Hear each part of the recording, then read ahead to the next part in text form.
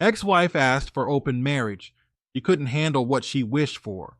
True, here goes. I met my ex-wife in 2018. The way we met wasn't anything crazy like a dating app or some wild party. It was simple. I was at a college hockey game for my nephew, 18. I've always been big on family, and my nephew had been playing since he was little. That night, it was one of those cold evenings where the rink is freezing, and everyone's huddled up drinking hot chocolate or coffee, wrapped in jackets, cheering for their kids. I was sitting there with my brother and sister-in-law, and I noticed this woman sitting a few rows down. She wasn't with a man, but she was cheering just as loud as anyone else. She was there supporting her best friend's son, who happened to be one of my nephew's teammates. At one of the breaks between periods, she walked by to grab a drink, and that's when we exchanged a smile. I don't know what it was, maybe just the timing, maybe just the fact that we were both in our mid-40s and life slows down enough for you to notice things. But I struck up a conversation.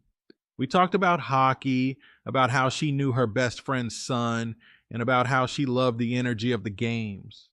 I told her I was there for my nephew, and she thought that was sweet. That was the start of it. From that night on, we kept bumping into each other at the games. Every week I'd see her. We'd talk more, and before long, we were sitting together, laughing, and sharing snacks. Eventually, I asked her out for coffee. That coffee turned into dinner, and that dinner turned into dates every week. We dated for 2 years before we got married. I was 46, she was 46 too.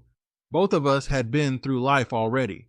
I had dated, but I never married before her.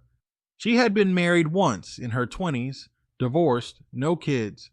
We bonded over the idea that we were too old for games and wanted something solid. For those 2 years, things were good, real good. We traveled some, went on little weekend getaways, cooked meals together. She was a great cook, and I'll give her credit for that. I always thought to myself, wow, maybe I found the right one at the right time. So we went ahead and tied the knot.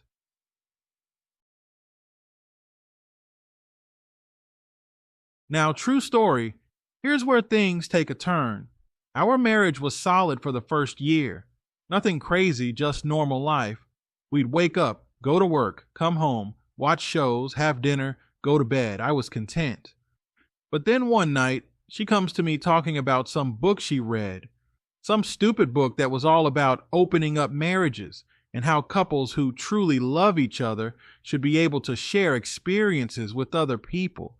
I thought she was joking at first, but she wasn't. I looked at her and said, at our age, you want to play around like college kids? That's childish. She tried to frame it as modern, as if she had discovered some secret to everlasting happiness. I sat there in disbelief, wondering how a grown woman nearing 50 could even think like that.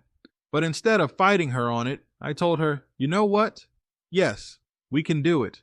Here's the thing. I already knew what that meant. If she thought she was going to open the door, I was going to walk right through it and show her exactly what the consequences were. The next time I was out at lunch, I started casually flirting with the young baristas and waitresses. You know the type, mid-20s, friendly, sometimes even flirty themselves because they're working for tips. I wasn't dumb. I knew a lot of those girls look for older guys to maybe help them with bills or buy them things. But I didn't care. I wasn't paying anyone's rent. I wasn't funding anyone's college tuition. I just played the role. I let them think maybe I would spoil them, but all I wanted was their company. Before I knew it, I had 3 different girls I was talking to, all in their mid-20s. We'd go out, have fun, and I'd enjoy myself without a care in the world. And you know what?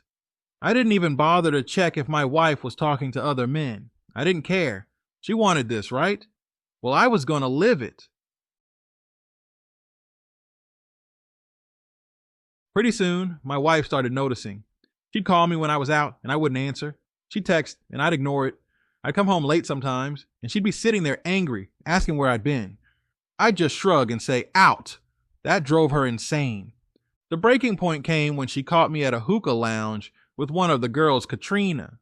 Now Katrina was 25, fun, energetic, and didn't care about anything serious. She just liked to have a good time. We were sitting there, laughing, smoking, when suddenly my wife walked in. She must have followed me or something. She marched right up to the table, looked at Katrina, and said, "She's too young, this poor innocent soul." Katrina and I just laughed. The staff ended up escorting my wife out because she was causing a scene. That was one of the funniest moments of the whole thing to me. My grown wife trying to shame me in public, only to get dragged out while me and Katrina just shook our heads. But it didn't stop there. The next month, my wife caught me FaceTiming another girl, Becca. Becca liked to put on little shows for me over video. We were in the middle of one of those shows when my wife barged in, snatched the phone, and screamed at Becca, "You need Jesus in your life, young lady." Then she hung up the call. She looked at me and shouted, "I've had enough. This marriage is closed." I laughed in her face. I told her, "No, it's not closed. This is what you wanted. We're just living your little fantasy, remember?" She begged me to stop, pleaded with me, crying about how this wasn't what she thought it would be. And that's when I told her straight, "Then we're getting a divorce." I called my lawyer the next day and had him draw up the papers. I moved in with my brother while things got sorted out.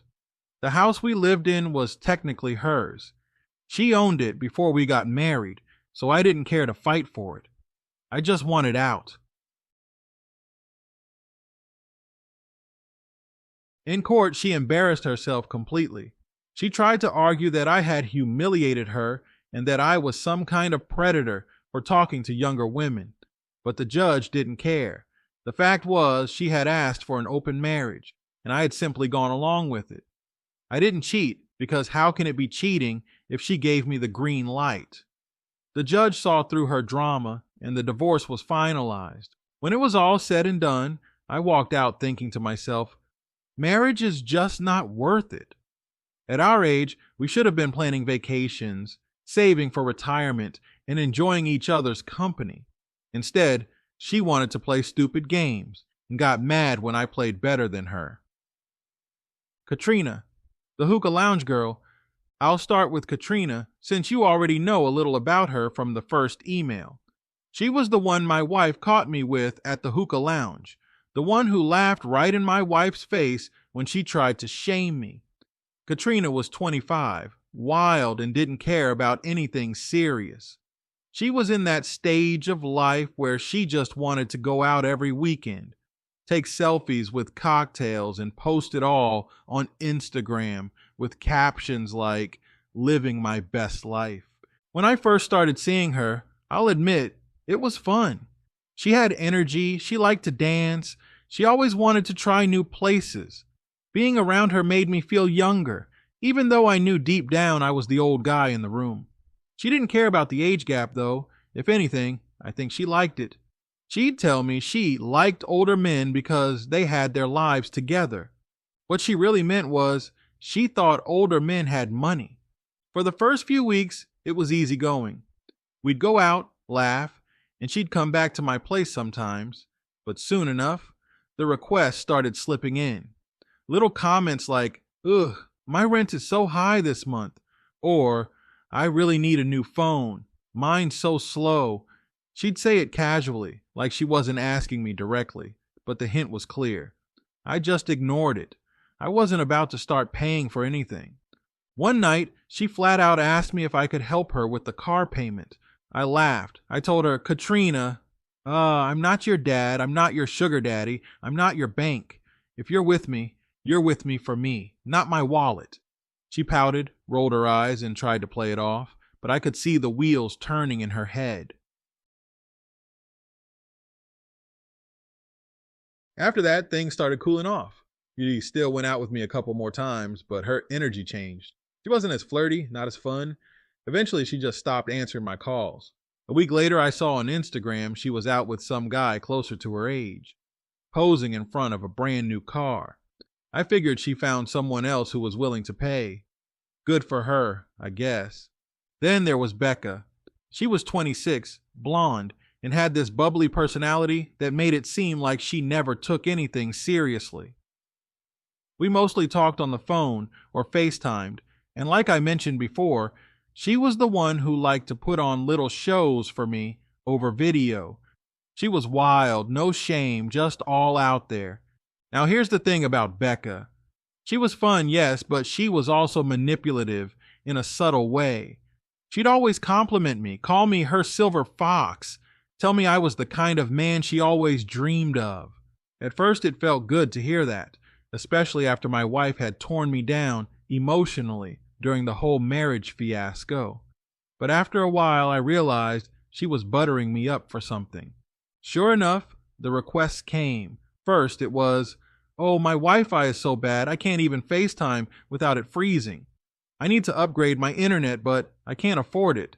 Then it was, "My tuition payments are killing me. I don't know how I'm going to manage this semester." She'd cry on the phone sometimes, acting like her life was falling apart. I wasn't moved. I told her, "Becca, I'm not paying your bills. That's not what this is." She tried to guilt trip me, saying, "But you're so much older, you've had time to build your life. I thought you cared about me." I told her flat out, "I don't care about you enough to pay for your college. I'm not your sponsor." She didn't like that answer. We kept talking for a little while longer, but she started pulling away. The FaceTime shows stopped, the flirting slowed down, and eventually she ghosted me completely. Later on, a buddy of mine sent me a screenshot of her profile on some sugar baby website. No surprise there, she was hunting for the next wallet. The third girl was Lauren. She was 27, brunette, and at first she seemed like the good girl type. She wasn't wild like Katrina or flirty like Becca. She came across as mature, grounded, and she even told me she liked older men because they knew what they wanted. For a while, I actually thought Lauren might be different.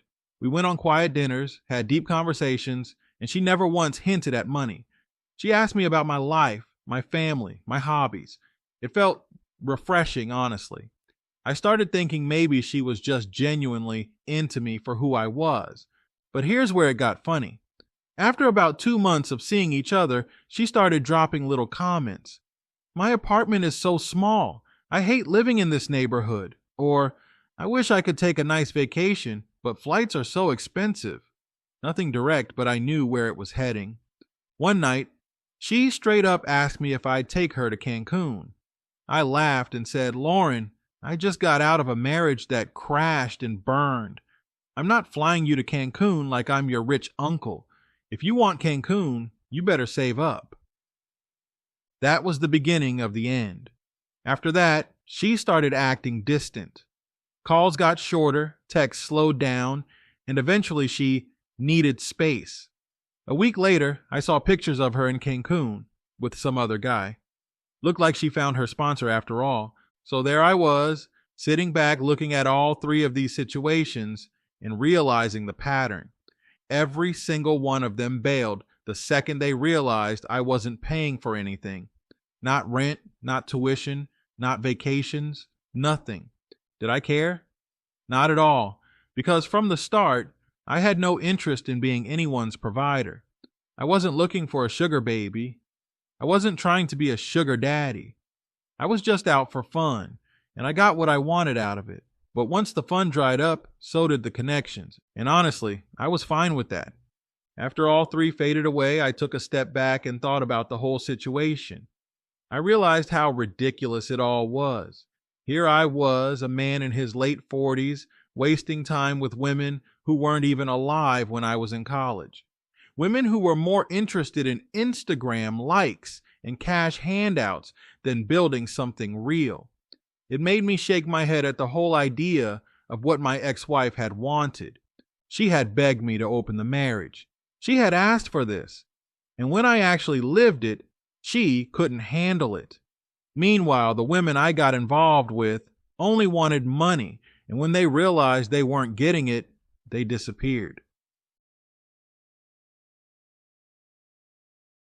The irony is, my ex-wife probably thought she was going to be the one living it up, being desired, playing games. Instead, she ended up humiliated, divorced, and alone. And me, I got a taste of what the open life was really like, and decided I didn't want it either. So here's my reflection on all of it. True story. Marriage isn't worth it. Not at our age, not at any age.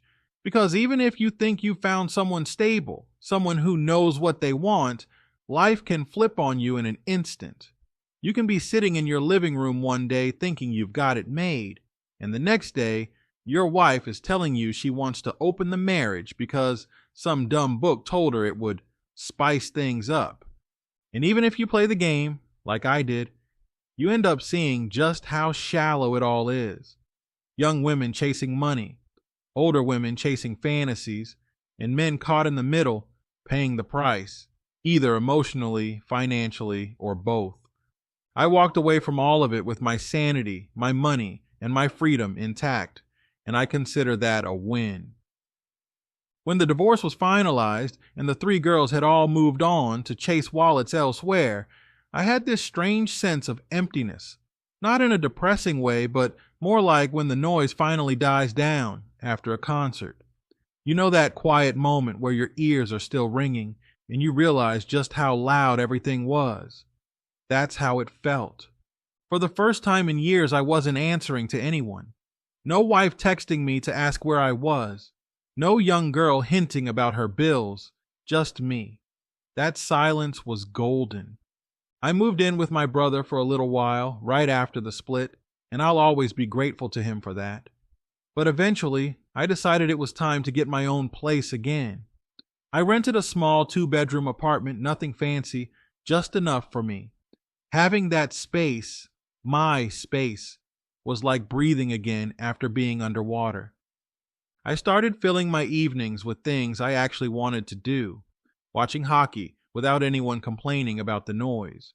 Cooking whatever I felt like without hearing, "Why don't we order vegan tonight?" Sitting on the balcony with a glass of bourbon and just enjoying the sunset. Those little things, man, you don't realize how valuable they are until you've been in a relationship where every move is under a microscope.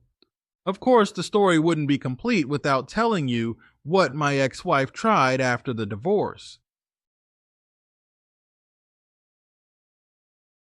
At first, she acted like she hated me. Court was a mess. She tried to paint me as some kind of villain. But once everything was signed, sealed, and done, her tone started changing. Suddenly, she was texting me. Not much, just little things like, "Hope you're doing okay," or "I saw your nephew's team won last weekend." I ignored most of it at first, but one night she called me out of the blue. I almost didn't answer, but curiosity got the better of me. When I picked up, she started crying. She said, "David, I made a huge mistake. I never should have brought up that book. I thought it would make us closer." I couldn't believe what I was hearing. This woman had begged for an open marriage, then tried to drag me through the mud in court, and now she was crying about wanting me back. I told her straight, "You opened the door, you can't close it now. We're done." That didn't stop her, though. Over the next few months, she'd pop up here and there. Once she even showed up at the same restaurant where she knew I'd be with my family. She came over to the table, all smiles, like we were old friends. My brother gave me this look like, "Do you want me to throw her out?" But I just waved her off. I wasn't about to cause a scene. She embarrassed herself, though, tried making small talk, asking me if I was dating anyone. I just smiled and said, "Nope, just enjoying my life." You could see the disappointment in her face. She wanted me to be miserable. She wanted to believe I was sitting around lonely while she went off to find herself. But the truth was, she was the lonely one. And deep down, I think she knew it. Now let me tell you, living as a single man at this stage of life is different. When you're in your 20s or 30s, being single is all about chasing women, partying, and living it up. But in your late 40s, it's about peace. It's about not having drama. Don't get me wrong, I still go out. I still talk to women. But I don't pursue anything serious. I've had women my age try to set up wine nights with me. I've had younger women slide into my DMs thinking I'm some kind of sugar daddy. I smile, laugh, maybe flirt a little, but I don't take the bait because I've learned something important. Freedom is priceless. When you're married, no matter how good it is, you're tied down. Your choices aren't just yours anymore. Every plan, every purchase, every trip, everything has to be negotiated. And when you're with someone who doesn't respect you, it becomes more like a prison than a partnership. Now I wake up when I want. I go where I want. I spend my money how I want. And the peace of knowing no one can blow up my phone demanding answers is the best feeling in the world. Here's the funny thing, though. People don't know how to handle a man who's genuinely content being single. Friends ask me, so when are you going to settle down again? Family members say things like, you'll find someone eventually. Even strangers, when they hear I'm divorced, will say, don't worry, you'll get back out there. I always laugh and tell them the same thing. Why would I? I've already done the marriage thing, and it was a disaster. Why would I sign up for another? People can't wrap their heads around that. Society has programmed everyone to think the end goal is marriage. But here I am, living proof that sometimes the happiest ending is just being on your own. Believe it or not, I actually ran into two of the girls again after everything ended. One night I was out at a sports bar with some buddies, and guess who walks in? Katrina. She didn't see me at first, but when she did, her face lit up like she had seen an old friend. She came over, hugged me, and started talking a mile a minute about how she was working on herself and focusing on her career. Meanwhile, she was dressed like she was still 21 and looking for attention. She asked me if I wanted to hang out again sometime. I smiled and said, nah, I'm good. The look on her face was priceless. She wasn't used to men telling her no. As for Becca, I didn't see her in person, but she popped up on social media. I got a random follow request from her one day. I clicked her profile, and sure enough, she was still out there posting pictures with daddies and pretending her life was glamorous. I didn't even bother accepting the request. What was the point? Lauren, though, I never saw her again. Last I heard, she moved out of state, probably still looking for her Cancun sponsors. These days, my routine is simple. Work, family, hobbies, and peace. That's it. I go to the gym a few times a week. Nothing crazy, just enough to stay in shape. I watch my nephew's hockey games. I spend time with my brother and his family. On weekends, I'll go fishing or hit up a local bar to watch sports. Sometimes I'll chat with women casually, but I never give them more than that. And let me tell you, the lack of stress is like a second chance at life. No more arguments, no more "where are you" texts. No more pretending to be happy in a marriage that was falling apart. Just me, living exactly how I want. So, what's the lesson in all this? Simple. If a woman asks for an open marriage, she's already halfway out the door. Don't fight it. Let her go. Younger women chasing older men usually aren't chasing the man. They're chasing the wallet. Don't be fooled. Freedom is worth more than companionship if the companionship comes with strings attached. Marriage isn't the prize society makes it out to be. For some men, the happiest life is one lived on their own terms, picking up the pieces after divorce. When the ink dried on those divorce papers, I thought I'd feel lighter right away, and in some ways I did. I didn't have to deal with my ex blowing up my phone, trying to renegotiate the terms of our failed experiment in open marriage, or sitting in the same room with her while she made sad puppy dog eyes about how she didn't really mean it. But there was also this empty feeling. Not because I missed her. No, let's get that straight. I didn't miss her. What I felt was more like wasted time. I kept looking back at myself and asking, how could I, at 46 years old, a grown man who's been around the block, get caught up in a circus like this?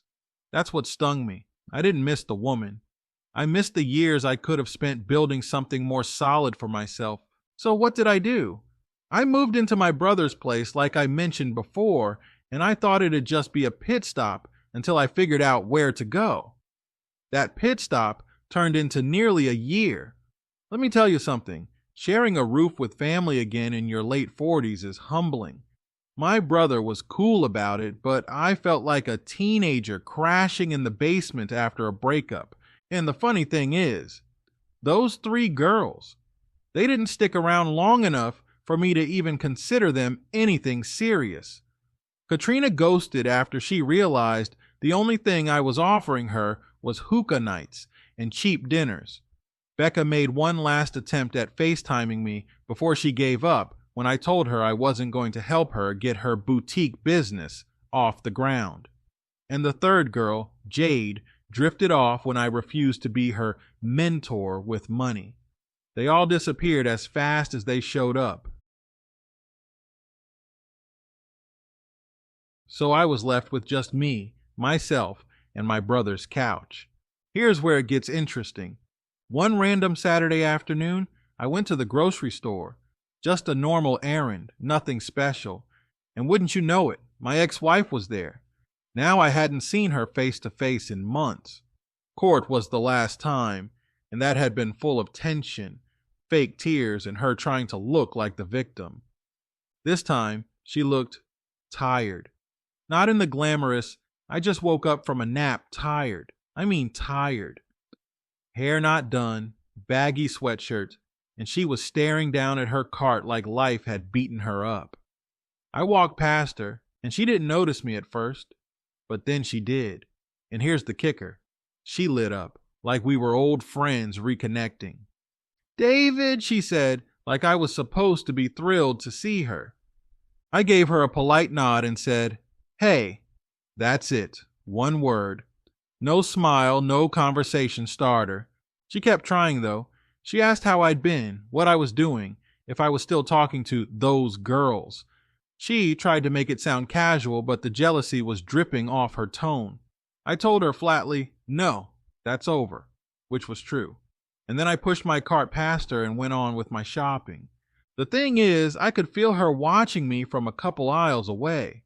I don't know if she was hoping I'd spark up more conversation or if she was trying to see if I'd buy anything that hinted at another woman in my life. Either way, I didn't give her the satisfaction. When I checked out, I saw her standing off near the entrance, like she was waiting for me. I walked right past her, didn't even stop. She muttered something, sounded like we should talk, but I kept walking. That was the day I realized she was still trying to keep some kind of hook in me. You know what came after that? Freedom. Real, actual freedom. When you're married, even in a good marriage, there's always this sense of shared responsibility. You're tethered to someone else, for better or worse. I didn't realize how much weight I'd been carrying until I was living completely on my own again. I picked up old hobbies I'd dropped, fishing, hiking, even tinkering with old cars. I'm not saying I turned into some Zen monk or a muscle car guru overnight, but having time to myself felt incredible. No one nagging me, no one snooping through my phone, no one whining about how life wasn't exciting enough. Just me. I also started hitting the gym more consistently, not because I was trying to impress anyone, but because I needed to channel my frustration somewhere. And let me tell you, when a man in his late 40s starts taking care of himself and puts on some muscle, people notice. That confidence, it's real. Now here's the wild part. About 6 months after the divorce was final, my ex reached out to me directly. She sent this long text message, it was practically a novel, about how she'd made a mistake, how she wasn't thinking straight when she brought up opening the marriage, how she didn't realize how much she'd lose until it was gone. I stared at that message for a while. You ever get something like that and feel half angry, half amused? Because that's what it was. I was angry she even thought she had the right to come crawling back, but I was also laughing at the audacity. I didn't even reply. I left her on read. A week later, she tried again. This time, she actually called. I picked up just to hear what nonsense she'd say. And it was the same sob story. She missed me. She wanted to work things out. She realized the open marriage idea was childish. I cut her off mid-sentence and said, "You wanted the door open. Well, I walked through it. Don't try to close it behind me now. And then I hung up. That was the last time I spoke to her. So here I am now, a few years older, a lot wiser, and more skeptical than ever about marriage. Let me be blunt. I don't recommend it. I really don't. At least not in the modern age. Maybe back in the day when people valued commitment and loyalty, sure. But now, too many people, men and women, see marriage as a toy, something to play with, throw around, and when they get bored, they just want to change the rules. My ex was pushing 50 years old and still thought an open marriage was some exciting, life-changing adventure. It blew up in her face, and yet she wanted to hit reset like none of it ever happened. That's not how life works. What I learned is this: if you give someone enough rope, they'll hang themselves. All I did was agree to what she wanted and let her face the consequences. And for any man out there reading this on your channel, True Story, hear me loud and clear. Don't be afraid to walk away. Don't waste your time negotiating with someone who doesn't value you.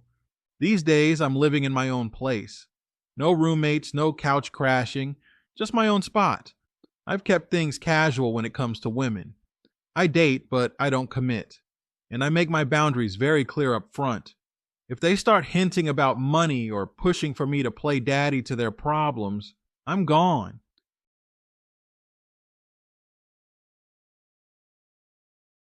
I'm not bitter, I'm realistic. And being realistic has given me more peace than I've had in decades. So that's where my story stands. True story. My ex wanted an open marriage and I gave it to her. She couldn't handle it. I moved on. She didn't. And let me tell you, I sleep better at night knowing I stood my ground and didn't let her rewrite the script after she realized she'd messed up. I know guys out there need to hear it. If you're dealing with a woman who thinks she can play games in her 40s, 50s, 60s, whatever, just know you don't have to play along. You can walk away and you'll be better for it. Until next time, David.